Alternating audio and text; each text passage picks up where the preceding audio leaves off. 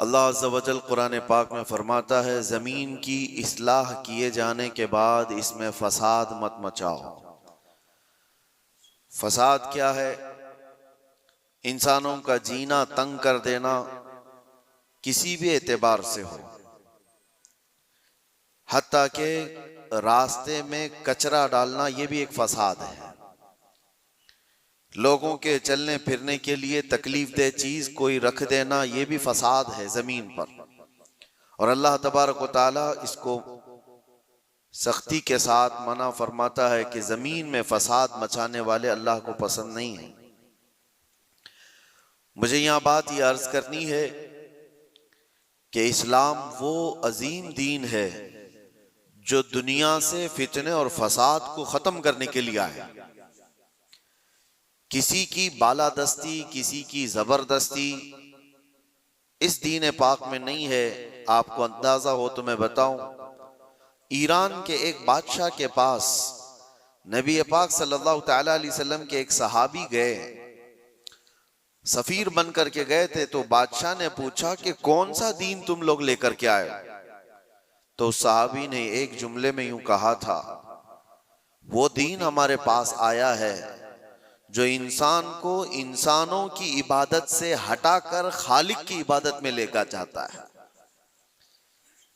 इंसान को इंसान की बालादस्ती या उसकी तमाम तर महकूमियत से हटाकर अल्लाह अज़्ज़ा वजल की बारगाह में सरनिगू करता है। अब मामला यह है कि लोगों ने अपने अपने ख्यालात से इस्लाम की तस्वीर अपने दिमाग में बना ली है। हर कोई ये समझता है कि इस्लाम इस तरह से है, इस्लाम इस तरह से है। इसी वजह से कुछ ऐसे इंसिडेंट पेश आते हैं जो अपने राय से और अपने दिमाग से कुछ मुसलमान कर जाते हैं। एक बात याद रखें, वो इस्लाम नहीं हो सकता, किसी मुसलमान का काम हो सकता है। इस्लाम वही है जो रसूलुल्लाह सल्लल्लाहु तआला अलैहि वसल्लम से साबित हो और उनके सहाबा ने करके दिखाया, वही इस्लाम है।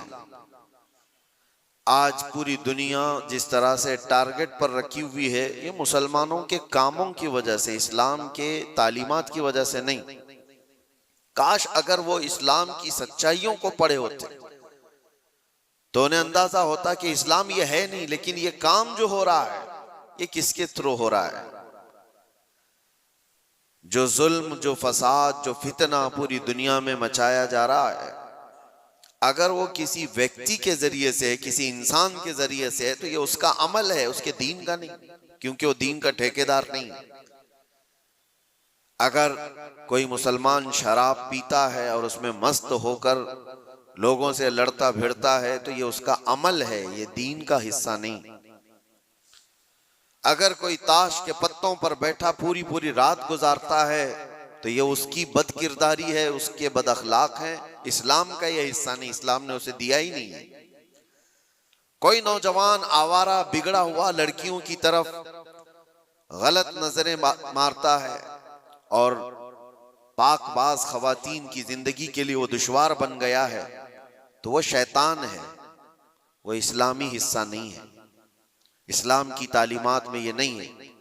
रब तबारक व तआला ने जो दीन हमें अता फरमाया रसूलुल्लाह सल्लल्लाहु अलैहि वसल्लम के जरिए से, वो इतना पाक है, इतना पाक है कि इस पूरी कायनात में इस्लाम आया ही है फितना और फसाद और हर बुराई को खत्म करने के लिए।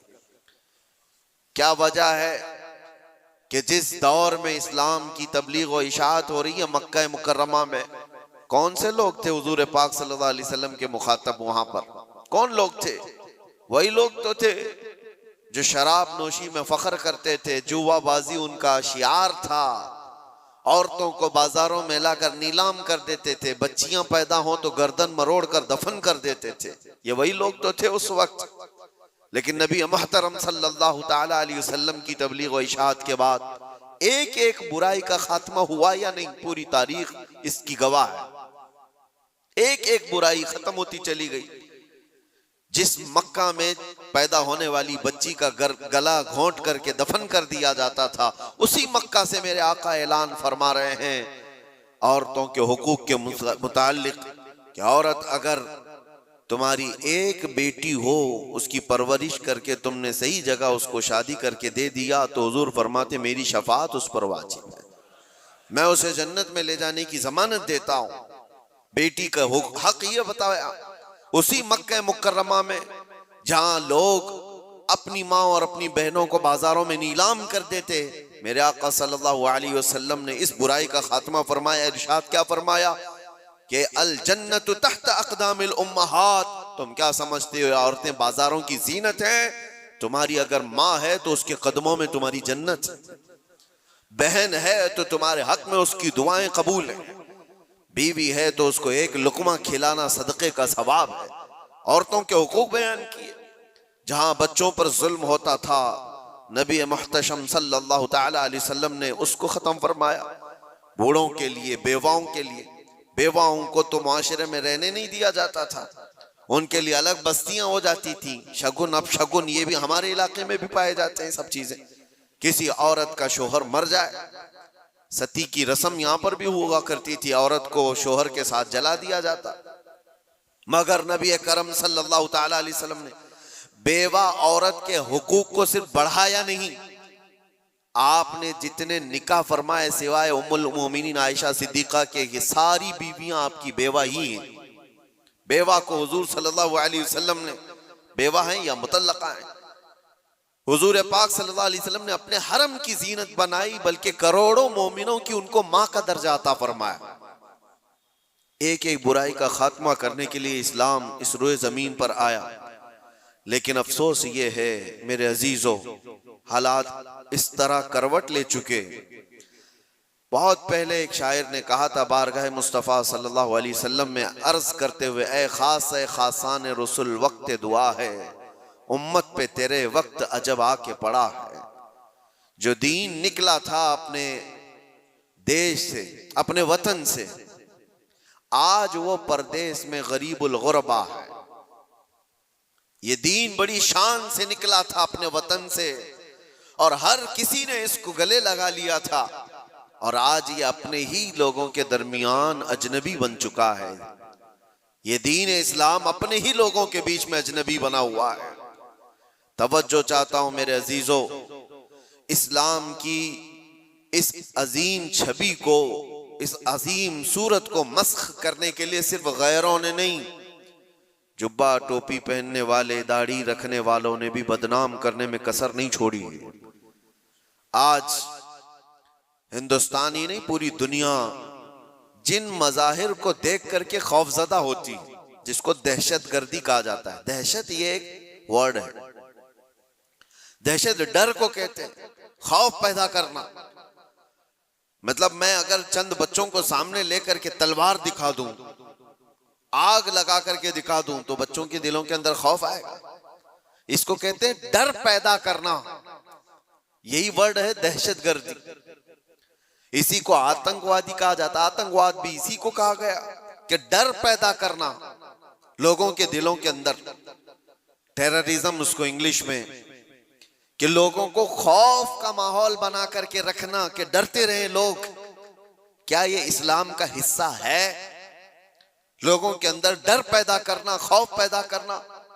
मैं तुम्हें बताता हूं, आम लोगों की बात तो छोड़ो, रब तबारक व तआला अपने हबीब सल्लल्लाहु तआला अलैहि वसल्लम को क्या फरमाता है? फदक्किर इन्नमा अंत मुदक्किर लस्त अलैहिम बिमुसैतिर। ऐ रसूल, आप इनको सिर्फ वाज़ो नसीहत करें, आपको इसीलिए भेजा गया है। नबी पाक सल्लल्लाहु तआला अलैहि वसल्लम को रब तबारक व तआला ने यह फरमाया, फबिमा रहमतिन मिनल्लाहि लिंत लहुम वलौ कुंत फज़्ज़न गलीज़ल क़ल्बि लनफ़ज़्ज़ू मिन हौलिक। ऐ रसूल, आपके दिल की नरमी है कि ये लोग आपके इर्द गिर्द हैं, अगर आप सख्त लहजा इस्तेमाल करेंगे तो ये सारे लोग दूर हो जाएंगे। किसके लिए अल्लाह फरमा रहा है? रसूलुल्लाह के लिए, कि सख्त लहजा इस्तेमाल ना करें। जुबान का सख्त लहजा इस्तेमाल करने को मना किया गया कि लोग बिखर जाएंगे। यहां पर जो दहशतगर्दी का लफ्ज इस्तेमाल है, पूरी दुनिया की डिक्शनरी में नया आया हुआ, और लोगों ने तो अब इस्लामोफोबिया नाम से एक नया वर्ड इजाद किया। इस्लामोफोबिया क्या है?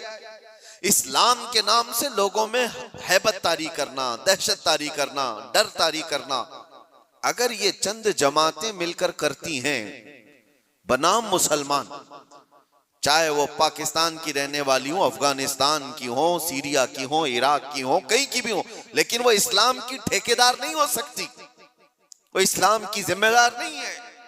उन्होंने अपने दिमागों से इस्लाम की सूरत बनाई होगी, डर पैदा करके पैदा हो गई तुम्हारे ऊपर, तब वो जंग के नागुज़ेर हालात में कहा गया। लेकिन आज जो हालात पेश आए हैं, आप अंदाजा कर सकते हैं। दहशत का लफ्ज हमारे साथ जो जोड़ा गया है, आतंक का लफ्ज या टेरर का लफ्ज जो जोड़ा गया है, चंद लोगों के अमाल हो सकते हैं, ये इस्लाम का हिस्सा नहीं हो सकता। जिस तरह से अभी हमारे मुल्क में दिल्ली में जो ब्लास्ट हुआ, किन लोगों ने किया? शुरुआती तहकीकात में जो नाम पेश किए जा रहे हैं मुसलमानों के नाम। कौन से मुसलमान हैं ये लोग? क्या चाहते थे और इससे हासिल किसका फायदा हुआ? मुझे कोई भी सेंस रखने वाला मुसलमान हो, कोई भी बताए। ये बात इसलिए मैं अर्ज कर रहा हूं कि आज बहुत सारे नौजवान जज्बाती हो गए और कुछ लोगों की वजह से, यानी कुफार और मुशरिकीन की तकालीफ की वजह से वो सोचते हैं ऐसे कदम उठा लेना चाहिए।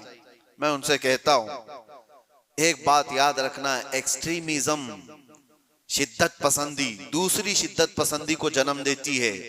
ऐसा नहीं कि तुम तशद्दुद करोगे तो सामने वाला तशद्दुद नहीं करेगा, तुम एक करोगे सामने दो करने वाले होंगे, तुम दो करोगे चार की शिद्दत और हो जाएगी। ये हल नहीं है दुनिया में। जिन नौजवानों ने ये रास्ता इख्तियार किया, अगर मेरी बात वो सुनते हैं तो तवज्जो चाहता हूं, किसका भला किया है?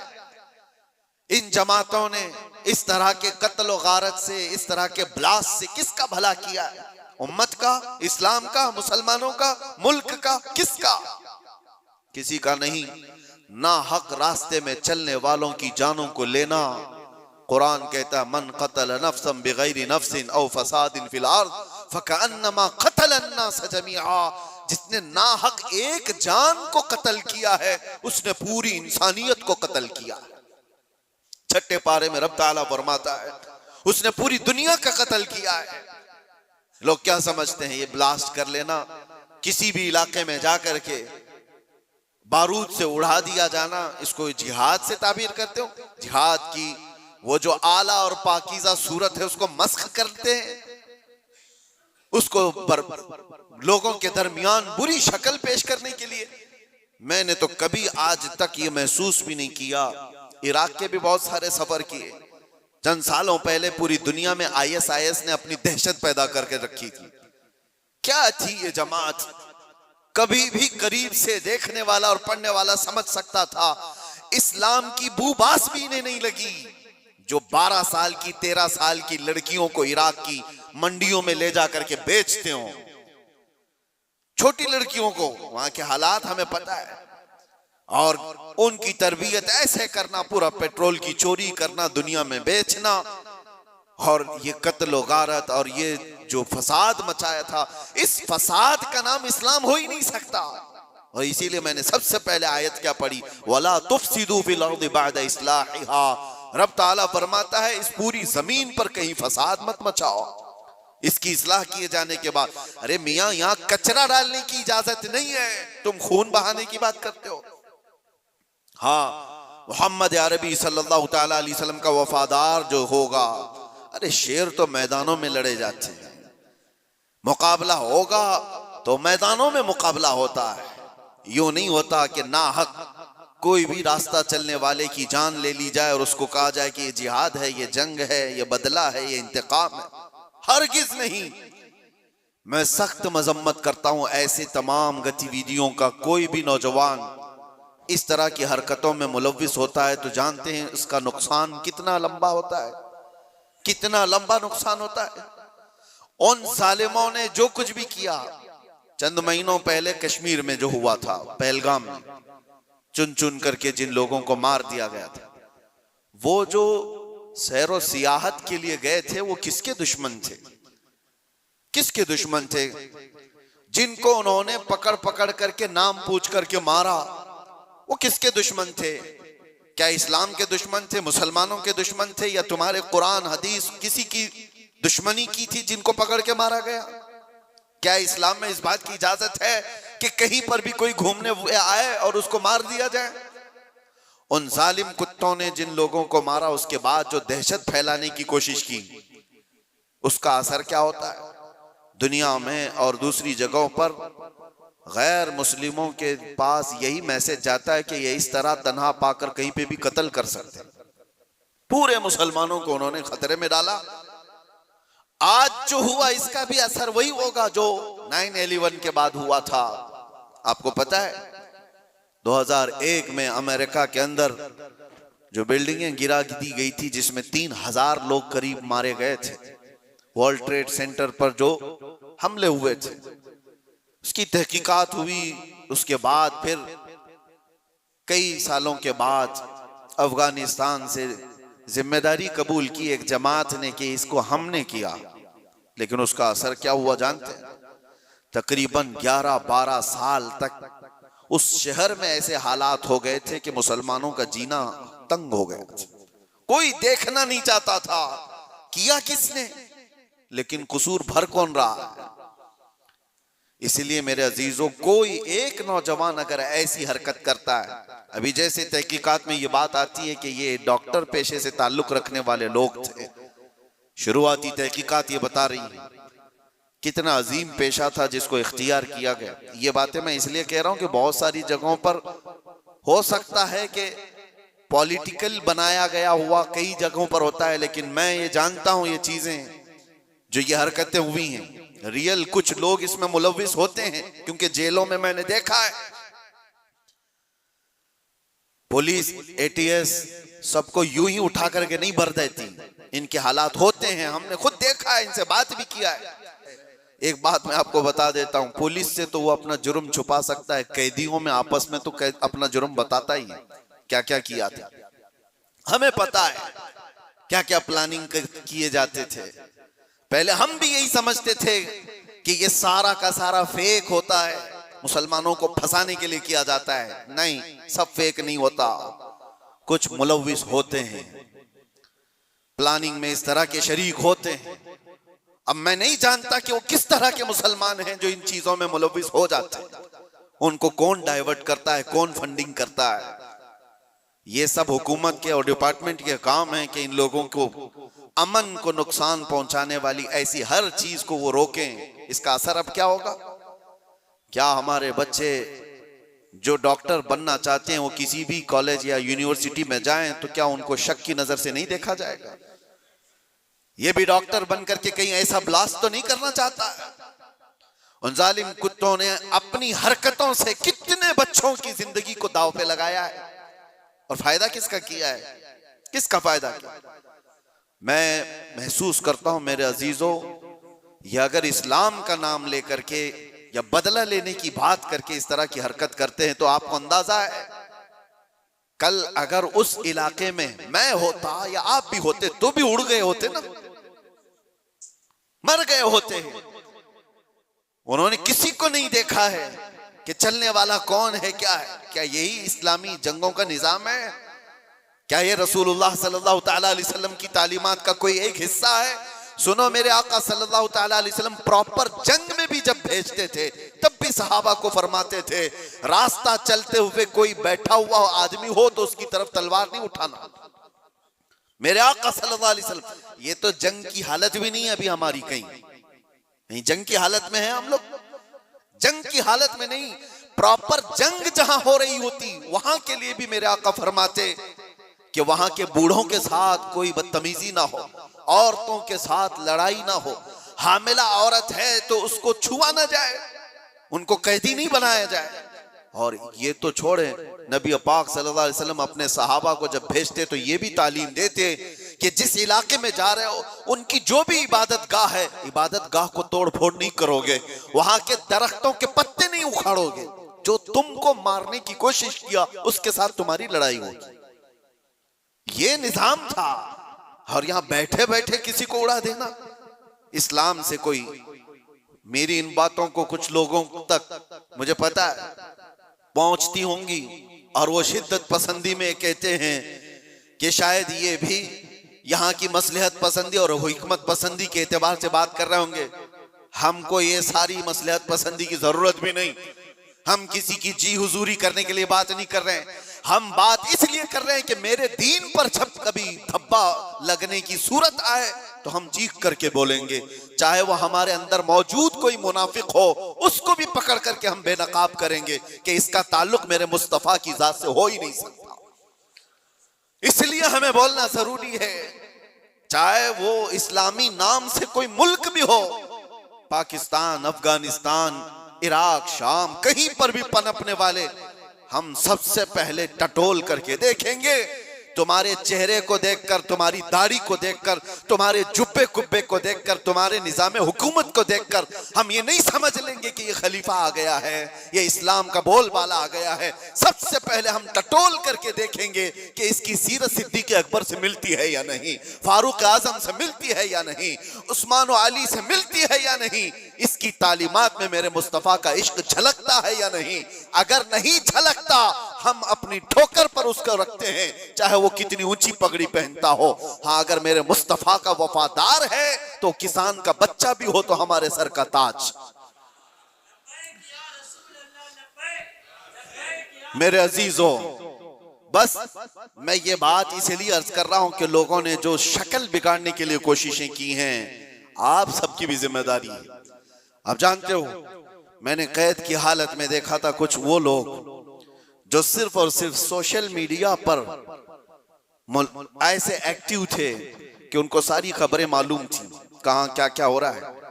मतलब दूसरे मुल्कों में जो ये टेरर एक्टिविटीज हो रही हैं, सारी चीजें, और वो बंद भी हैं, कैद भी हैं, बहुत सारे ऐसी सारी चीजें मैंने देखा। तो इन चीजों में तुम्हें किसने हुक्म दिया है? अल्लाह ने, रसूलुल्लाह ने, कि तुम ये सारी चीजें करते रहो। नौजवानों, सोशल मीडिया तुम्हारे हाथ में है तो इसका इस्तेमाल भी सही अंदाज से करो, सही तरीकों से करो। जबरदस्ती ऐसे स्टेटस लगाना जो किसी दूसरे के अंदर दहशत पैदा करे, डर का माहौल पैदा करे, हराम है। एक स्टेटस की बात कर रहा हूं। तुम अगर अपनी जात से लोगों को डराते हो तो ये हराम काम कर रहे हो। वजह यह है कि लोग सिर्फ और सिर्फ तुमसे नहीं डरेंगे, पूरे इस्लाम से वो डरने लग जाएंगे। वो मोहम्मद अरबी सल्लल्लाहु अलैहि वसल्लम की तालीमात से डरने लग जाएंगे। माहौल तो ये पैदा करो कि लोगों ने प्रोपेगेंडा फैलाया था मदीने में, कुफार और मुशरिकीन ने, कि मुसलमान ऐसे होते हैं, वैसे होते हैं। एक औरत आई अबू बकर सिद्दीक रज़ियल्लाहु ताला अन्हु के पास, यहूदी औरत, कहा मुझे बहुत डर लगता है। डर किसने पैदा किया था? मुसलमानों ने नहीं, कुफार और मुशरिकीन ने प्रोपेगेंडा फैलाया था। यहूदी और डर के मारे आई सिद्दीक अकबर के पास, कहती है मुझे मदीने में नहीं रहना, यमन जाना है मेरे रिश्तेदारों के पास, मुझे अमन के साथ भेज दिया जाए। हजरत अबू बकर सिद्दीक ने एक ऊंटनी मंगवाई, 2 जवान सहाबा को बुलाया और कहा इस खातून को सही सलामत यमन तक पहुंचा के आओ। औरत बैठ गई, वो सोचती रही ये 2 नौजवानों को मेरे साथ कर दिया गया, पता नहीं रास्ते में ये क्या कर डाले। अल्लाहु अकबर, तारीख बताती है वो 2 नौजवान सहाबी चलते रहे, वो खातून बैठी रही। जब जब कोई चौकी आती लोग पूछते कौन है, कहां से है, क्या है। वो नौजवान सिर्फ इतना ही कहते सिद्दीक अकबर की मेहमान है, यमन जा रहे हैं और हम सफीर हैं और इनकी हिफाजत के लिए चल रहे हैं। पूरे यमन तक का रास्ता तय हो गया। वो खातून कहती एक नौजवान भी मेरी तरफ निगाह उठाकर नहीं देखा। सही सलामत पहुंचने के बाद वो खातून अपने रिश्तेदारों को जमा करती है और कहती है मैं तो डर के मारे मदीने से भाग कर आई थी, मुझे खबरें इसी फैलाई गई थी, मुझे डर था, एक दहशत का माहौल था, मैं अपने रिश्तेदारों में आई थी, लेकिन सबसे मैं ये ऐलान करती हूं कि मैं वापस मदीने जा रही हूं, इसलिए कि उससे ज्यादा अमन मुझे और कहीं नहीं लगता जो मेरी इज्जत की हिफाजत करे। ये माहौल पैदा करो नौजवानों, माहौल तो ये पैदा करो कि लोग तुम्हारा इस्तकबाल करें। आज लोग तुम्हें अपने मोहल्ले में घर देने से डरे नहीं कि इनको घर देंगे तो पता नहीं ये क्या कर डालेगा, गंदगी कर डालेगा। घूर घूर करके लोगों को परेशान कर डालेगा। ये तो दहशत पैदा करने वाला माहौल है, क्यों नहीं दिया जाता? डर का माहौल पैदा करने की बजाय अमन का माहौल ऐसा पैदा करें, मोहब्बत का माहौल ऐसा पैदा करो कि लोग तुम्हारा इस्तिकबाल करें। आपको पता है 19 साल के मोहम्मद बिन कासिम को हिंदुस्तान में जब वो पहले कदम रखा था, अपने इलाके के इलाके दिए थे और कहा था, ऐ नौजवान तू अपनी हुकूमत चला, हम तेरे पीछे चलने को तैयार हैं।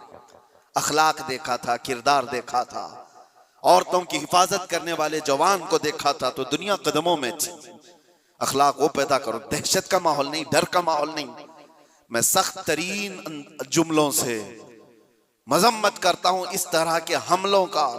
और जाहिर सी बात है, हम जिस मुल्क में रह रहे हैं मेरे अजीजों, दर्द हमें इस बात का भी होता है, हम अपने मुल्क में कचरा भी नहीं फेंकना चाहते, तो ना हक बिरादराने वतन चाहे वो कोई भी हो, उनकी जान लेने की इजाजत कैसे दी जा सकती है?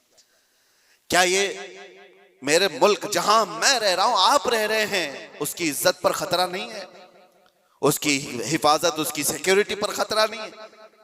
और सिर्फ मुल्क में रहने वालों के अंदर दहशत नहीं पैदा हुई है, पूरी दुनिया में जहां ये मैसेज जाएगा, लोग जो आने वाले होंगे वो डर जाएंगे, पता नहीं इनके यहां ऐसे हालात।